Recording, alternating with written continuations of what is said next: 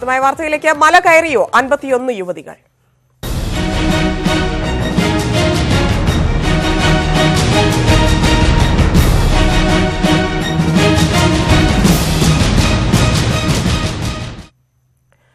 ശബരിമലയിൽ 10നും 50നും ഇടയിൽ പ്രായമുള്ള 51 പേർ യാതൊരു തടസ്സങ്ങളുമില്ലാതെ ദർശനം നടത്തി മടങ്ങിയതായി സംസ്ഥാന സർക്കാർ സുപ്രീംകോടതിയിൽ. ഓൺലൈനിൽ രജിസ്റ്റർ ചെയ്തെത്തിയ ഇവരുടെ ഡിജിറ്റൽ രേഖകൾ തെളിവായുണ്ടെന്ന് കോടതിയിൽ സമർപ്പിക്കാൻ ഡിജിപി തയ്യാറാക്കിയ കുറിപ്പിൽ പറയുന്നു. എത്ര പേർ ദർശനം നടത്തിയെന്നത് കോടതിയുടെ വിഷയമല്ലെന്ന് ചീഫ് ജസ്റ്റിസ്. ദർശനം നടത്തിയ ബിന്ദുവിനും കനകദുർഗയ്ക്കും മുഴുവൻ സമയ പോലീസ് സംരക്ഷണം നൽകാൻ ഉത്തരവിട്ട് കോടതി ഹർജി തീർപ്പാക്കി. ഭീഷണിയുള്ളതിനാൽ മുഴുവൻ സമയ പോലീസ് സംരക്ഷണം ആവശ്യപ്പെട്ട് കനകദുർഗയും ബിന്ദുവും നൽകിയ ഹർജി ചീഫ് ജസ്റ്റിസിന്റെ നേതൃത്വത്തിലുള്ള ബെഞ്ച് പരിഗണിക്കുകയായിരുന്നു. നാടകീയ നീക്കങ്ങൾ. ഹർജി പരിഗണനയ്ക്ക് വന്നപ്പോൾ തന്നെ ഇരുവർക്കും നൽകുന്ന സുരക്ഷയെപ്പറ്റി അറിയിക്കാൻ ചീഫ് ജസ്റ്റിസ് സംസ്ഥാന സർക്കാർ അഭിഭാഷകനോട് ആവശ്യപ്പെട്ടു. സുരക്ഷ നൽകുന്നുണ്ടെന്ന് സർക്കാരിനു വേണ്ടി ഹാജരായ മുതിർന്ന അഭിഭാഷകൻ വിജയ് ഹസാരിക മറുപടി നൽകി. ദർശനത്തിനെത്തുന്ന യുവതികൾക്ക് സുരക്ഷ നൽകുന്നതിന് ഹൈക്കോടതി നിയോഗിച്ച സമിതി ചോദ്യം ചെയ്യുന്നതായി സർക്കാർ പറഞ്ഞു. തുടർന്നാണ് ഇതുവരെ 51 യുവതികൾ ശബരിമലയിൽ ദർശനം നടത്തിയെന്ന് അഭിഭാഷകൻ വ്യക്തമാക്കിയത്. ദർശനം നടത്തിയവരുടെ വിശദാംശങ്ങൾ അടങ്ങിയ പട്ടികയും ഡിജിപിയുടെ കുറിപ്പും കോടതിക്ക് കൈമാറാനായി അഭിഭാഷകൻ കയ്യിലെടുത്തു. കോടതിയിലുണ്ടായിരുന്ന അഭിഭാഷകരായ MR അഭിലാഷും മാത്യു നെടുമ്പാറയും സർക്കാർ പറയുന്നത് കള്ളമാണെന്ന് ചീഫ് ജസ്റ്റിസിനോട് പറഞ്ഞു. സർക്കാർ പട്ടിക പരിശോധിക്കാനോ മറുവാദത്തോട് പ്രതികരിക്കാനോ ചീഫ് ജസ്റ്റിസ് തയ്യാറായില്ല. നടക്കുന്ന കാര്യങ്ങളെപ്പറ്റി കൃത്യമായ ബോധ്യം കോടതിക്കുണ്ടെന്നായിരുന്നു മറുപടി. ബിന്ദുവിനും കനകദുർഗയ്ക്കും മുഴുവൻ സമയ പോലീസ് സുരക്ഷ നൽകാൻ ഉത്തരവിട്ട കോടതി ഹർജി തീർപ്പാക്കി. ഹർജി പുനഃപരിശോധനാ ഹർജികൾക്കൊപ്പം പരിഗണിക്കണമെന്ന ഇരുവരുടെയും അഭിഭാഷക ഇന്ദിരാ ജയ്സിംഗിന്റെ ആവശ്യവും അംഗീകരിച്ചില്ല. യുവതീ പ്രവേശന വിധി തടസ്സങ്ങളില്ലാതെ നടപ്പാക്കാൻ ശ്രമിച്ചുവെന്ന് കോടതിയെ ബോധ്യപ്പെടുത്താനാണ് 51 പേരുടെ പട്ടികയിലൂടെ സംസ്ഥാന സർക്കാർ ശ്രമിച്ചത്. എന്നാൽ എത്ര പേർ കയറിയെന്നത് കോടതിക്ക് വിഷയമല്ലെന്നായിരുന്നു ചീഫ് ജസ്റ്റിസിന്റെ മറുപടി. പട്ടിക ഏതെങ്കിലും തരത്തിൽ പുനഃപരിശോധനാ ഹർജിയിലെ നടപടികളെ സ്വാധീനിക്കുമോ എന്നാണ് ഇനി അറിയേണ്ടത്. സുപ്രീംകോടതിയിൽ നിന്നും ക്യാമറാമാൻ ബിനു ബേസിലിനൊപ്പം M ഉണ്ണികൃഷ്ണൻ, ന്യൂസ് 18. കോടതി വിധിയിൽ സന്തോഷമുണ്ടെന്ന് ശബരിമല ദർശനം നടത്തിയ ബിന്ദു. വിധി സ്ത്രീകളുടെ അന്തസ് ഉയർത്തുന്നത്. കൂടുതൽ ആളുകൾ ശബരിമലയിൽ എത്തിയിട്ടുണ്ടാകാം. ഭയം കാരണം പുറത്തു പറയാത്തതാണ്. തന്റെ സാധാരണ ജീവിതത്തിന് കൂടുതൽ സുരക്ഷ വേണമെന്നും ബിന്ദു പറഞ്ഞു. സുപ്രീം കോടതി വിധി ഇന്ത്യയിലെ ജനങ്ങളുടെ ആത്മാഭിമാനം ഉയർത്തിപ്പിടിക്കുന്ന ഒരു വിധിയായിട്ടാണ് ഞാൻ കണക്കാക്കുന്നത്. ഇവിടെ കേരളത്തിൽ ഇപ്പോൾ നടന്നുകൊണ്ടിരിക്കുന്ന ഒരു സ്ഥിതിവിശേഷത്തിന്റെ യാഥാർത്ഥ്യം സുപ്രീം കോടതിക്ക് മനസ്സിലായതിന്റെ ഭാഗമായിട്ട് കൂടിയാണ് ഇത്തരത്തിലൊരു വിധിയെന്ന് ഞാൻ കരുതുന്നു. എന്നാൽ ശബരിമലയിൽ 51 യുവതികൾ ദർശനം നടത്തിയെന്ന് സർക്കാർ സ്ഥിരീകരിച്ചു. ദേവസ്വം മന്ത്രി കടകംപള്ളി സുരേന്ദ്രനാണ് ഇക്കാര്യം വ്യക്തമാക്കിയത്. ശബരിമലയിലേക്ക് ഉള്ള പ്രവേശന മാർഗം എന്ന് പറയുന്ന 2 രൂപത്തിലാണല്ലോ. ഒന്ന് ഓൺലൈൻ രജിസ്ട്രേഷനാണ്, മറ്റൊന്ന് അതല്ലാതെ നേരിട്ട് ശബരിമലയിലേക്ക് പോകുന്നത്. ഈ വർഷം ഏതാണ്ട് 16 ലക്ഷത്തിലധികം ആളുകളാണ് ഓൺലൈൻ രജിസ്ട്രേഷൻ നടത്തിയിട്ടുള്ളത്. അതിൽ 8.2 ലക്ഷം ആളുകളാണ് ആ രജിസ്ട്രേഷൻ ഉപയോഗപ്പെടുത്തി ആ ക്യൂവിലൂടെ കടന്നുപോയിട്ടുള്ളത്. 8.2 ലക്ഷം ആളുകളിൽ ഏതാണ്ട് 7564 പേര് 10നും 50നും മധ്യേ പ്രായമുള്ളവരാണ്. അതവരുടെ ആധാർ കാർഡിലൂടെയാണ് രജിസ്ട്രേഷൻ സമയത്ത് വ്യക്തമാകുന്നത്. 7564 പേര് ആധാർ കാർഡിലൂടെ ലഭ്യമാകുന്നൊരു വിവരമാണ്. അതിലാണ് 51 പേര് ഓൺലൈൻ സംവിധാനം ഉപയോഗിച്ച് കടന്നുപോയതായിട്ട് മനസ്സിലാക്കുന്നത്. അതാണ് ഗവൺമെൻറ് സുപ്രീം കോടതിയിൽ സമർപ്പിച്ചതായിട്ടുള്ള അഫിഡവിറ്റിനകത്ത് ചൂണ്ടിക്കാണിച്ചിട്ടുള്ളത്. അതേസമയം പലരുടെയും പ്രായം 50ന് മുകളിലാണ്. പട്ടികയിലുള്ള ചിലരുടെ ബന്ധുക്കൾ ഇക്കാര്യം സ്ഥിരീകരിച്ചു. हेलो हेलो हाँ जी नमस्कार मैं दिल्ली से कॉल कर रहा हूँ. So sir, have you ever visited Sabrimala? My mother and my sister's son. Sister's son? Yes sir. Was there any women along with any ladies? Yes sir. My mother. Her age is? Sir? Age? 51 completed, 52 run. No 50 no one was there? No sir. My Aadhaar card is 50 completed and doctor certificated to 52. Hello? Hello?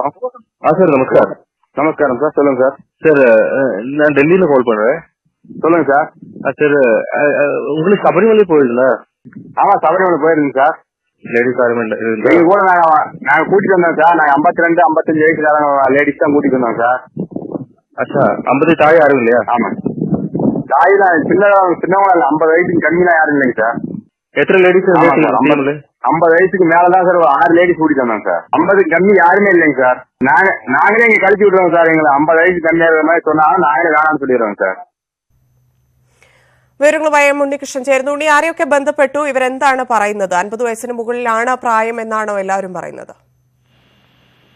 തന്നെ ഈ 51 അംഗ പട്ടികയിൽ ഏറെക്കുറെ ഒട്ടുമിക്ക ആൾക്കാരെയും നമ്മൾ ബന്ധപ്പെട്ടിട്ടുണ്ട്. ചിലരുടെ ഫോണുകൾ ലഭ്യമാകുന്നില്ല. അതൊഴിച്ചു കഴിഞ്ഞാൽ ഈ ബന്ധപ്പെട്ട ആൾക്കാർ ആരും അവരുടെ കൂടെ ഉണ്ടായിരുന്ന സ്ത്രീകളുടെ പ്രായം 50 വയസ്സിൽ താഴെയാണെന്ന് സ്ഥിരീകരിക്കാൻ തയ്യാറാകുന്നില്ല. അവർ പറയുന്നത് ആധാർ കാർഡിൽ തന്നെ ഈ സർക്കാരിന്റെ രേഖകളിൽ ഈ പട്ടികയിലുള്ളത് 50 വയസ്സിൽ താഴെ എന്ന വയസ്സാണെങ്കിൽ പോലും ആധാർ കാർഡിൽ 52ഉം 53ഉം വയസ്സുകൾ ഉണ്ടെന്ന് 53 വയസ്സാണെന്നാണ് ഇവർ പറയുന്നത്. ഫോൺ വിളിക്കുമ്പോൾ നമ്മൾ അല്പം മുമ്പ് കേട്ട ടെലിഫോൺ സംഭാഷണത്തിൽ തന്നെ അക്കാര്യത്തിൽ അവർ സ്ഥിരീകരിക്കുന്നുണ്ട്. നമുക്ക് ഈ പട്ടികയിലുള്ള ചില പേരുകൾ നോക്കാം. ആന്ധ്രാപ്രദേശിലെ ചിറ്റൂരിൽ നിന്നുള്ള കെ സുലോചന, 49 വയസ്സെന്നാണ് പട്ടികയിൽ പറയുന്ന ഒരു പേര്.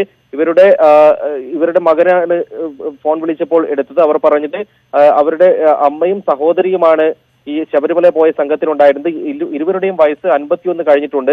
ആധാറിൽ തന്നെ 51 കഴിഞ്ഞ് 52ാമത്തെ വയസ്സിലേക്ക് കടക്കുന്നു എന്നാണ് ആധാർ രേഖകൾ വെച്ച് നോക്കിയാൽ തന്നെ വയസ്സ് മനസ്സിലാക്കാൻ കഴിയുക. തമിഴ്നാട്ടിൽ നിന്നുള്ള 46 വയസ്സുള്ള വനറോജിയുടെ പേര് പട്ടികയിലുണ്ട്. അവർ ശബരിമലയിൽ പോയിട്ടേ ഇല്ലെന്നാണ് അവരുടെ ഭർത്താവ് ഫോൺ വിളിച്ചപ്പോൾ മറുപടി പറഞ്ഞത്. അതോടൊപ്പം തന്നെ തമിഴ്നാട്ടിൽ നിന്നുള്ള പട്ടു മഹാമണി എന്നൊരു സ്ത്രീയുടെ പേര് ഉണ്ട്. അവർക്ക് 50-ന് താഴെയാണ് പ്രായം രേഖപ്പെടുത്തിയിരിക്കുന്നത്. പക്ഷേ അവരുടെ സംഘത്തിൽ പോയിരിക്കുന്ന ആൾക്കാർ പറയുന്നത് 55-നും 60-നും ഇടയിൽ പ്രായമുള്ള സ്ത്രീകൾ മാത്രമാണ് അവരുടെ സംഘത്തിൽ ശബരിമല കഴിഞ്ഞ ദിവസങ്ങളിൽ സന്ദർശിച്ചത് എന്നാണ്. ആ രീതിയിൽ മുഴുവൻ ഈ പട്ടികയിൽ പറയുന്ന ആൾക്കാരെല്ലാം സർക്കാരിന്റെ അവകാശവാദങ്ങൾ തള്ളിക്കളഞ്ഞുകൊണ്ടാണ് മറുപടി നൽകുന്നത്. ആധാർ രേഖകൾ പരിശോധിച്ചോളൂ, അങ്ങനെയാണെങ്കിൽ പോലും 50-ൽ താഴെ വയസ്സുണ്ടെന്ന് തെളിയിക്കാൻ കഴിയില്ല.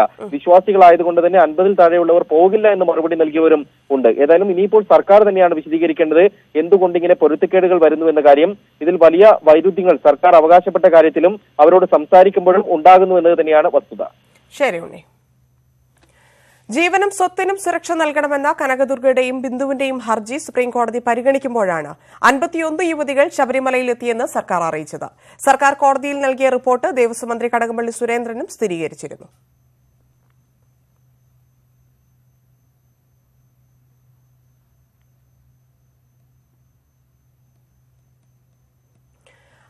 '51 സ്ത്രീകൾ ശബരിമലയിൽ ദർശനം നടത്തിയത് എന്തുകൊണ്ട് മുഖ്യമന്ത്രി സ്ഥിരീകരിച്ചില്ലെന്ന് UDF കൺവീനർ ബെന്നി ബെഹനാൻ. 2 പേർ കയറിയപ്പോൾ ദേവസ്വം ബോർഡിന് മുന്നേ സ്ഥിരീകരിച്ചയാളാണ് മുഖ്യമന്ത്രി. ഇപ്പോഴെന്തിന് സീസൺ കഴിയാൻ കാത്തുനിന്നുവെന്നും ബെന്നി ബെഹനാൻ കോഴിക്കോട് പറഞ്ഞു. രണ്ട് പേർ കയറിയപ്പോൾ ദേവസ്വം ബോർഡ് സ്ഥിരീകരിക്കുന്നതിന് മുമ്പ് സ്ഥിരീകരിച്ച വ്യക്തിയാണ്. അവിടെ നിൽക്കുന്ന പോലീസ് ഉദ്യോഗസ്ഥന്മാർ സ്ഥിരീകരിക്കുന്നതിന് മുമ്പ് സ്ഥിരീകരിച്ച വ്യക്തിയാണ് മുഖ്യമന്ത്രി. അങ്ങനെയെങ്കിൽ ഈ 51 പേർ കയറിയപ്പോൾ ഏത് ദിവസം കയറി? എല്ലാ ദിവസവും മുഖ്യമന്ത്രിക്ക് റിപ്പോർട്ട് കിട്ടുമല്ലോ സ്വാഭാവികവും പോലീസ്. എന്തുകൊണ്ട് മുഖ്യമന്ത്രി അത് മറച്ചുവെച്ചു? ശബരിമലയെ തകർക്കാനാണ് 51 പേരുടെ കള്ളക്കണക്ക് സർക്കാർ കോടതിയിൽ നൽകിയതെന്ന് KPCC working president Kodikunnil Suresh. പുനഃപരിശോധനാ ഹർജിയിൽ അനുകൂല വിധി സമ്പാദിക്കാനാണ് സർക്കാരിന്റെ ഇപ്പോഴത്തെ നീക്കം. നവോത്ഥാനം നടപ്പാക്കിയെന്ന് പ്രഖ്യാപിക്കാനാണ് സർക്കാർ ശ്രമിക്കുന്നത്. 51 പേരെക്കുറിച്ചുള്ള ആധികാരികമായ രേഖകൾ പുറത്തുവിടണമെന്നും കൊടിക്കുന്നിൽ സുരേഷ് കോഴിക്കോട് പറഞ്ഞു. ശബരിമലയെ തകർക്കുക, ശബരിമലയുടെ പ്രാധാന്യം കുറയ്ക്കുക, സുപ്രീം കോടതിയിൽ വരാനിരിക്കുന്ന റിവ്യൂ ഹർജിയിൽ വീണ്ടും യുവതി പ്രവേശനത്തിന് അനുകൂലമായ വിധി സമ്പാദിക്കുക എന്നുള്ള ഗൂഢലക്ഷ്യമാണ് പിണറായി വിജയൻ്റെതെന്നുള്ളത് വളരെ വ്യക്തമാണ്. പിണറായി സർക്കാരിൻ്റേത് എന്ന് വ്യക്തമാണ്. അതുകൊണ്ട് സർക്കാർ തന്നെ കളിക്കുന്ന നാടകങ്ങളാണ് ശബരിമലയിൽ നടന്നത്. യുവതികൾ പ്രവേശിച്ചതിനെ തുടർന്ന് ശുദ്ധിക്രിയ നടത്തിയ സംഭവത്തിൽ വിശദീകരണം നൽകാൻ ദേവസ്വം ബോർഡിനോട് തന്ത്രി കൂടുതൽ ദിവസം ആവശ്യപ്പെട്ടു. തിരക്ക് ചൂണ്ടിക്കാട്ടിയാണ് സമയം ആവശ്യപ്പെട്ടത്. ആവശ്യം പരിഗണിക്കുമെന്ന് ദേവസ്വം ബോർഡ് അംഗം N. പത്മകുമാർ പറഞ്ഞു. ബന്ധപ്പെട്ട് 20-ാം തീയതിയാണ് നട അടയ്ക്കുന്നത്. അതുകൊണ്ട് തന്ത്രി സ്വാഭാവികമായും നടപടിക്രമത്തിന്റെ അടിസ്ഥാനത്തിൽ എക്സ്റ്റൻഷൻ ആവശ്യപ്പെട്ടിട്ടുണ്ട്. ഞങ്ങൾ പരിശോധിക്കുന്നു. N. വിജയകുമാറിന്റേതായിരുന്നു പ്രതികരണം. ശബരിമല വിഷയത്തിൽ സെക്രട്ടേറിയറ്റിന് മുന്നിലെ BJP സമരം ലക്ഷ്യം കാണാതെ അവസാനിപ്പിക്കുന്നു. അയ്യപ്പ ഭക്ത സംഗമത്തിന് ശേഷം BJP ദേശീയ നേതൃത്വവുമായി ആലോചിച്ച് സമരം അവസാനിപ്പിക്കാനാണ് നീക്കം. അനിശ്ചിതകാല നിരാഹാര സമരത്തിന് മുൻനിര നേതാക്കളില്ലെന്ന വിമർശനങ്ങൾക്കിടെ PK കൃഷ്ണദാസ് നിരാഹാര സമരം ഏറ്റെടുത്തു. ശബരിമലയിൽ നിന്ന് സെക്രട്ടേറിയറ്റിന് മുന്നിലേക്ക് മാറ്റിയ BJPയുടെ അനിശ്ചിതകാല നിരാഹാര സത്യാഗ്രഹം ഉടൻ അവസാനിപ്പിക്കാനാണ് നീക്കം. ശബരിമലയിലെ ആചാരങ്ങൾ സംരക്ഷിക്കണമെന്നും പോലീസ് ഏർപ്പെടുത്തിയ നിയന്ത്രണങ്ങൾ നീക്കണമെന്നും ആവശ്യപ്പെട്ടാണ് BJP അനിശ്ചിതകാല നിരാഹാര സത്യാഗ്രഹം ആരംഭിച്ചത്. നടയടയ്ക്കുന്നതോടെ ഈ ആവശ്യങ്ങൾ താൽക്കാലികമായെങ്കിലും അപ്രസക്തമായി. സമരം അനിശ്ചിതമായി മുന്നോട്ട് കൊണ്ടുപോകാനാവില്ലെന്ന് BJP ജില്ലാ ഘടകവും അറിയിച്ചു. ഇതോടെയാണ് ലക്ഷ്യം കാണാതെ സമരം അവസാനിപ്പിക്കാനുള്ള തീരുമാനം. എന്നാൽ സമരത്തിന്റെ അലയൊലികൾ ദേശീയതലത്തിലെത്തിക്കാനായെന്നും വിവേകമുള്ളവർ സമരം പരാജയമെന്ന് പറയില്ലെന്നും BJP സംസ്ഥാന അധ്യക്ഷൻ PS ശ്രീധരൻപിള്ള പറഞ്ഞു.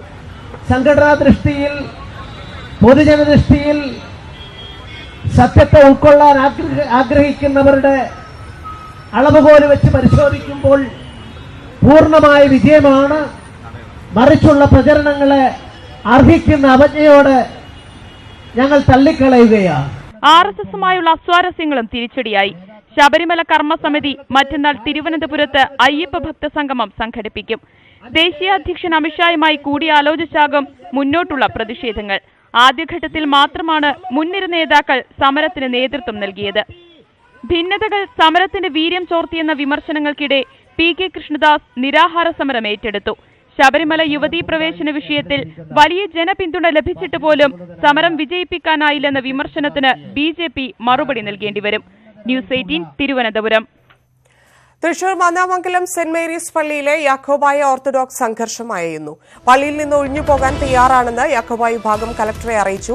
യാക്കോബായ വിഭാഗം പള്ളിയിൽ നിന്ന് പുറത്തേക്ക് ഇറങ്ങി. പള്ളി താൽക്കാലികമായി അടച്ചു. സംഘർഷത്തെ തുടർന്ന് തൃശൂർ ഭദ്രസനാധിപൻ യൂഹനോൻ മോർ മിലിത്തിയോസിനെ ഒന്നാം പ്രതിയാക്കി പോലീസ് നേരത്തെ കേസെടുത്തു. സുവി വിശ്വനാഥൻ ചേരുന്നു. സുവി, നിലവിലെ അവസ്ഥ എന്താണ്? പള്ളി തർക്കത്തിൽ സംഘർഷമായുകയാണോ?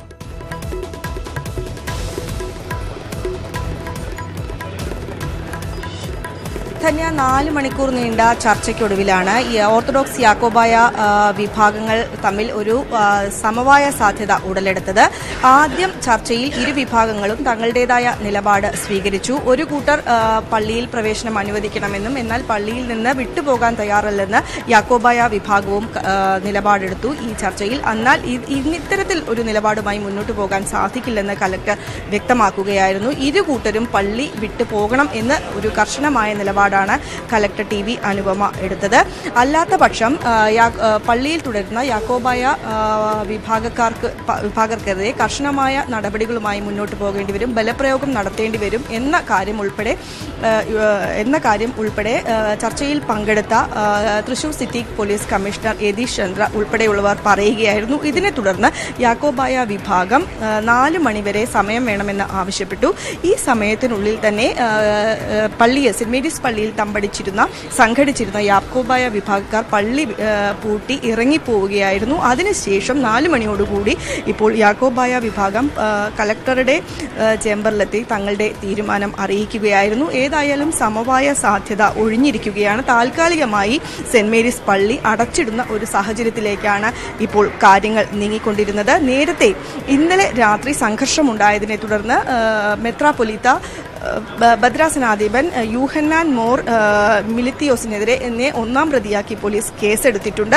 വധശ്രമവും കലാപത്തിന് ആഹ്വാനം ചെയ്യുക എന്നീ വകുപ്പുകൾ ചുമത്തിയാണ് അദ്ദേഹത്തിനെതിരെ കേസെടുത്തിരിക്കുന്നത്. അദ്ദേഹത്തോടൊപ്പം തന്നെ വൈദികരുൾപ്പെടെ 120 പേർക്കെതിരെയും കേസെടുത്തിട്ടുണ്ട്. ഇത്തരത്തിൽ ഇപ്പോൾ ചർച്ച ഇപ്പോൾ ഓർത്തഡോക്സ് വിഭാഗവുമായി ജില്ലാ കളക്ടർ ചർച്ച നടത്തുകയാണ്. അതിനുശേഷം കൃത്യമായ ഒരു തീരുമാനം മാധ്യമങ്ങളെ അറിയിക്കുന്നതായിരിക്കും. ശരി. കുറിഞ്ഞിപ്പള്ളി തർക്കത്തിൽ പരിഹരിക്കാൻ സംസ്ഥാന സർക്കാർ മന്ത്രിസഭാ ഉപസമിതി ഉണ്ടാക്കിയത് തങ്ങളുടെ അറിവോടെ അല്ലെന്ന് ഓർത്തഡോക്സ് സഭ സുപ്രീം കോടതിയിൽ. സമവായമല്ല തങ്ങൾക്ക് വേണ്ടത്, വിധി നടപ്പാക്കി കിട്ടുകയാണെന്നും ഓർത്തഡോക്സ് സഭ. കേസ് പരിഗണിക്കുന്നതിനിടയിലാണ് ഓർത്തഡോക്സ് സഭ നിലപാട് അറിയിച്ചത്. ഹർജി പരിഗണിക്കുന്നത് സുപ്രീം കോടതി 4 ആഴ്ചത്തേക്ക് മാറ്റി. ആലപ്പാട് കരിമണൽ ഖനന വിഷയത്തിൽ നിലപാടിൽ ഉറച്ച് സമരസമിതിയും സർക്കാരും. ഖനനം അവസാനിപ്പിക്കാതെ സമരം നിർത്തില്ലെന്ന് സമരസമിതി. ചെയ്യാൻ കഴിയുന്നതൊക്കെ ചെയ്തെന്നും സമരസമിതിയുടെ നിലപാട് ദൌർഭാഗ്യകരമെന്നും വ്യവസായ മന്ത്രി EP ജയരാജൻ പറഞ്ഞു. സമരം തീർക്കാൻ മുഖ്യമന്ത്രി ഇടപെടണമെന്ന് പ്രതിപക്ഷ നേതാവും ആവശ്യപ്പെട്ടു. സർക്കാരിന്റെ സമവായ ശ്രമങ്ങൾ തള്ളി സമരം തുടരാൻ തന്നെയാണ് സമരസമിതിയുടെ തീരുമാനം. ഖനനം അവസാനിപ്പിക്കാതെ ഒത്തുതീർപ്പിനില്ലെന്നും സമരക്കാർ നിലപാടെടുക്കുന്നു. ഖനനം നിർത്തിവെക്കാനാകില്ലെന്ന് സർക്കാരും ആവർത്തിക്കുന്നു. ഖനനം നിർത്തിയാൽ IREയുടെയും KMMLന്റെയും പ്രവർത്തനം സ്തംഭിക്കും. സർക്കാരിന് ഏറ്റവും അധികം സാമ്പത്തിക ലാഭം ഉണ്ടാക്കിക്കൊടുക്കുന്ന പൊതുമേഖലാ സ്ഥാപനത്തിന്റെ പ്രവർത്തനം തടസ്സപ്പെടുത്തുന്ന ഒരു സമവായത്തിനും സർക്കാർ തയ്യാറാകില്ലെന്ന് ഉറപ്പ്. ഒരു ഗവൺമെന്റ് എന്നുള്ള നിലയിൽ എടുക്കാൻ പറ്റാവുന്ന എല്ലാ കാര്യങ്ങളും എടുത്തു കഴിഞ്ഞു. എന്നിട്ടും ഈ സമരം തുടങ്ങുന്നതിൽ എന്താണ് അടിസ്ഥാനം? നിങ്ങൾ ഇന്നലെ വരെ പറഞ്ഞിരിക്കുന്നത് സീ വാഷിംഗ് നിർത്തണമെന്നാണ്. ആ സീ വാഷിംഗ് നിർത്തി. സർക്കാർ പിടിവാശി തുടരുന്ന സാഹചര്യത്തിൽ സമരത്തിന്റെ അടുത്തപടി ആലോചിക്കാൻ സമരസമിതി ഉടൻ യോഗം ചേരും. സമരസമിതി ആ കാര്യം ഇന്ന് കൂടി ആലോചിക്കും. ഏത് തരത്തിൽ മുന്നോട്ട് പോകണമെന്നുള്ള കാര്യം സമരസമിതി ഇന്ന് കൂടി ആലോചിക്കും. വിഷയം വഷളാക്കിയത് സർക്കാരാണെന്ന് പ്രതിപക്ഷം കുറ്റപ്പെടുത്തുന്നു. സമരക്കാരുമായി മുഖ്യമന്ത്രി ചർച്ച നടത്തണമെന്നും പ്രതിപക്ഷ നേതാവ് ആവശ്യപ്പെട്ടു. സമരത്തിനു പിന്നിൽ ബാഹ്യ ഇടപെടലുണ്ടെന്നും വരും ദിവസങ്ങളിൽ സമരത്തിന്റെ ശക്തി കുറയുമെന്നുമാണ് സർക്കാരിന്റെ വിലയിരുത്തൽ. മന്ത്രി EP ജയരാജൻ ആലപ്പാട് സന്ദർശിക്കും. ചർച്ചയ്ക്കുള്ള വാതിലുകൾ സർക്കാർ പൂർണ്ണമായും അടയ്ക്കുന്നുമില്ല. ന്യൂസ് 18 തിരുവനന്തപുരം. ആലപ്പാട് ഖനനത്തിൽ സർക്കാർ നിലപാട് ആവർത്തിച്ച് CPI സംസ്ഥാന സെക്രട്ടറി കാനം രാജേന്ദ്രൻ. സമരം ന്യായമാണെങ്കിലും ഖനനം നിർത്തിവെച്ച് ചർച്ച ചെയ്യാനാകില്ലെന്ന് കാനം പറഞ്ഞു. ഇക്കാര്യത്തിൽ നിയമസഭാ സമിതിയുടെ കണ്ടെത്തൽ നടപ്പിലാക്കാനാണ് സർക്കാർ ശ്രമിക്കേണ്ടത്. VSന്റെ അഭിപ്രായം ആ പാർട്ടിയിലെ ഭൂരിപക്ഷ അഭിപ്രായമല്ല എന്നാണ് മനസ്സിലാക്കുന്നതെന്നും കാനം കോഴിക്കോട് പ്രതികരിച്ചു. അത് എല്ലാ സമരക്കാരുടെ ആവശ്യങ്ങളും ഇപ്പോൾ സർക്കാർ അംഗീകരിക്കണമെന്നുണ്ട്. ജനങ്ങൾക്ക് ഉള്ള ആശങ്ക അകറ്റാൻ അത് പരിശോധിക്കാം. പക്ഷേ അത് അദ്ദേഹത്തിൻ്റെ അഭിപ്രായമാണ്. അത് ആ പാർട്ടിയുടെ ഭൂരിപക്ഷ അഭിപ്രായമല്ല എന്നുള്ളതായിരിക്കും അത് അംഗീകരിക്കാത്തത്. അതിപ്പോൾ ഞാൻ പറയേണ്ട കാര്യമില്ലല്ലോ. ഇടതുമുന്നണി വികസിപ്പിച്ചതിൽ വർഗീയ അജണ്ടയെന്ന് UDF കൺവീനർ ബെന്നി ബെഹനാൻ. മുന്നണി വിപുലീകരിച്ചപ്പോൾ ബാലകൃഷ്ണപിള്ള അകത്തും VS പുറത്തുമെന്ന സ്ഥിതിയായി. അച്യുതാനന്ദൻ മുന്നണി വിട്ട് പുറത്തുവരണം. CPIക്ക് ബാലകൃഷ്ണപിള്ളയ്ക്കൊപ്പം മുന്നണി യോഗത്തിൽ ഇരിക്കാൻ പറ്റുമോ എന്നും ബെന്നി ബെഹനാൻ ചോദിച്ചു. LDFൽ വന്നവരൊന്നും ആദർശപരമായിട്ടുള്ളവരൊന്നും അല്ലല്ലോ. ആശയപരമായിട്ടുള്ള യോജിപ്പൊന്നുമല്ല മാർക്സിസ്റ്റ് പാർട്ടിക്കുള്ളത്. INLന്റെ രാഷ്ട്രീയം എന്താ? ഇപ്പോഴും അങ്ങ് തുറന്നു പറയുന്നില്ല. അത് വർഗീയ സമീപനം, അവരുടെ അജണ്ട. അതിന്റെ പിന്നിൽ ഈ രാജ്യത്തെ വർഗീയ പ്രീണനത്തിന് വേണ്ടിയിട്ടുള്ള അവരെ സഹകരിപ്പിക്കുന്നതിനുള്ള അജണ്ട മാർക്സിസ്റ്റ് പാർട്ടിക്കുണ്ട്. അത് കുറച്ചുകൂടി വ്യക്തമായി പുറത്തു വരും. വൈദികർക്കും സന്യസ്തർക്കും അച്ചടക്ക നടപടികൾ കർശനമാക്കാനൊരുങ്ങി സീറോ മലബാർ സഭ. പൊതുസമരത്തിന് പുറപ്പെടുന്ന വൈദികരും കന്യസ്തരും കാനോനിക നിയമങ്ങൾ പാലിക്കണം. സഭയിൽ ചില വൈദികരും സന്യസ്തരും അച്ചടക്കത്തിന് സർവ്വസീമകളും ലംഘിച്ചതായി സിനഡ് വിലയിരുത്തി. തൃപ്തികരമായ വിശദീകരണം ഇവരിൽ നിന്ന് ലഭിച്ചില്ലെങ്കിൽ ശിക്ഷണ നടപടികൾ സ്വീകരിക്കാനും നിർദ്ദേശം. ഇത് സംബന്ധിച്ച കർദിനാളിന്റെ സർക്കുലർ ഞായറാഴ്ച പള്ളികളിൽ വായിക്കും. ഡാനി ഇപ്പോൾ ചേരുന്നു. ഡാനി, ഏത് സാഹചര്യത്തിലാണ് ഇത്തരത്തിൽ ഒരു തീരുമാനത്തിലേക്ക് സിറോ മലബാർ സഭ എത്തിയിരിക്കുന്നത്? ധന്യ, ഇന്ന് സിനഡിന്റെ സമാപനമാണ്. കഴിഞ്ഞ കുറച്ച് ദിവസങ്ങളായി നടക്കുന്ന സിനഡ് ഇന്ന് സമാപിക്കുന്നു. ഇത് സംബന്ധിച്ച് ഈ ദിവസങ്ങളിലത്രയും വലിയ സുപ്രധാനമായ തീരുമാനങ്ങൾ ഒന്നും കാര്യമായി തന്നെ കൈക്കൊള്ളാതെയാണ് സിനഡ് കടന്നു പോകുന്നത്. ഇതിനൊടുവിലാണ് ഇപ്പോൾ സിനഡിന്റേതായ തീരുമാനങ്ങൾ ഈ ഞായറാഴ്ച പള്ളികളിൽ വായിക്കുവാനുള്ള കർദിനാളിന്റെ സർക്കുലറിന്റെ രൂപത്തിലേക്ക് ഇപ്പോൾ പുറത്തു വരുന്നത്. ഇത് ഈ ഞായറാഴ്ചയാണ് സർക്കുലർ വായിക്കുന്നത്. ഇതിൽ പ്രധാനമായും തന്നെ പറയുന്നത് സഭയിൽ ഇപ്പോൾ പൊതുവിൽ ചർച്ച ചെയ്യപ്പെട്ടുകൊണ്ടിരിക്കുന്ന സഭയിലെ വൈദികരുടെയും സന്യസ്തരുടെയും അച്ചടക്കം എന്ന കാര്യത്തെക്കുറിച്ചാണ്. പൊതുവിൽ സഭയ്ക്ക് അകത്തുനിന്ന് തന്നെ വിമർശനം ഉയരുന്നു. അത് വളരെ ശക്തമായി തന്നെ ഉയരുന്ന സാഹചര്യത്തിലാണ് ഇപ്പോൾ ഇവർക്കെതിരെ ഇത് അടക്കി നിർത്തുക എന്ന ലക്ഷ്യത്തോടുകൂടി തന്നെ സഭയ്ക്കകത്തു നിന്ന് മേലധ്യക്ഷന്മാർക്കടക്കം എതിരെ ഉയരുന്ന വിമർശനങ്ങളെ അടക്കി നിർത്തുക എന്ന ലക്ഷ്യത്തോടുകൂടി തന്നെയാണ് ഇപ്പോൾ അച്ചടക്ക നടപടികൾ എന്ന രീതിയിലേക്ക് കൈക്കൊള്ളുന്നത്. കാനൂനിക നിയമങ്ങൾ അനുസരിക്കാൻ ബാധ്യസ്ഥരാണ് വൈദികരും സന്യസ്തരും. പ്രത്യേകിച്ച് അത് അടയാളപ്പെടുത്തുന്നുണ്ട്. പൊതു സമരങ്ങൾക്ക് ഇറങ്ങി പുറപ്പെടുന്നവർ ഇത് കർശനമായി തന്നെ പാലിക്കണം. നിലവിൽ ഇത്തരം സമരത്തിന് പുറപ്പെടുന്നവർ പലരുടെയും കയ്യിലെ കളിപ്പാവകളായി മാറുന്ന ഒരു അവസ്ഥയിലേക്ക് കാര്യങ്ങൾ ചെന്നെത്തിയിരിക്കുന്നു. ഇത് അനുവദിച്ചു കൊടുക്കാനാവില്ല. ഇതിനെ കാരണം കാണിക്കൽ നോട്ടീസ് നൽകണം. വിശദമായ തൃപ്തികരമായ ഒരു വിശദീകരണം നൽകിയില്ലെങ്കിൽ അനുശാസിക്കുന്ന നടപടികൾ തന്നെ കൈക്കൊള്ളുമെന്നതാണ് പ്രധാനമായും തന്നെ പറയുന്നത്. അതോടൊപ്പം തന്നെ ഏതെങ്കിലും ഒരു ആശയത്തിന്റെയോ വ്യക്തിയുടെയോ പേരിലോ വിഭാഗീയത സൃഷ്ടിക്കാൻ ശ്രമിക്കുന്നതെല്ലാം തന്നെ ഗുരുതരമായ ഒരു പ്രത്യാഘാതങ്ങൾ വരുത്തുമെന്ന രീതിയിൽ തന്നെയാണ് പറഞ്ഞിരിക്കുന്നത്. നമുക്കറിയാം, ഈ അടുത്തിടെ സഭാ സന്യസ്തർക്കും അതോടൊപ്പം തന്നെ വൈദികർക്കും നൽകിയ കാരണം കാണിക്കൽ നോട്ടീസുകൾ പല സമരത്തിൽ പങ്കെടുത്തതിന് ബിഷപ്പ് ഫ്രാങ്കോയ്ക്കെതിരായ അടക്കമുള്ള സമരത്തിൽ പങ്കെടുത്തതിനടക്കം കന്യാസ്ത്രീകൾക്ക് നോട്ടീസ് നൽകിയ, വിശദീകരണം നൽകിയ സാഹചര്യം, സ്ഥലമാറ്റം നൽകിയ സാഹചര്യം, ഇത് ഒന്നുകൂടി കർശനമാക്കണം എന്നൊരു നിരീക്ഷണമാണ് ഇപ്പോൾ സിനഡിന്റേതായി വന്നിട്ടുള്ളത്. ഈ രീതിയിൽ സിനഡ് അച്ചടക്ക നടപടികളുമായി മുന്നോട്ട് പോകുന്ന പോവുകയാണ് എന്ന രീതിയിൽ തന്നെയാണ് ഇപ്പോൾ സിനഡ് ആ രീതിയിലാണ് കാര്യങ്ങൾ വിലയിരുത്തിയിരിക്കുന്നത് പൂർണ്ണമായും. ശരി, വൈദികർക്കും സന്യസ്തരും അച്ചടക്കം ലംഘിച്ചതായാണ് സിനഡിന്റെ കണ്ടെത്തൽ. ഡാനി പോളാണ് വിശദാംശങ്ങൾ നൽകിയത്. മറ്റു വാർത്തകളിലേക്ക് തിരിച്ചെത്താം ഇടവേളയ്ക്ക് ശേഷം. രാമക്ഷേത്ര നിർമ്മാണത്തിൽ കേന്ദ്ര സർക്കാരിനെ പരിഹസിച്ച് RSS. അയോധ്യയിലെ ക്ഷേത്രം 2025 പൂർത്തിയാകുമായിരിക്കുമെന്നായിരുന്നു RSS ജനറൽ സെക്രട്ടറി ഭയ്യാജി ജോഷിയുടെ വിമർശനം.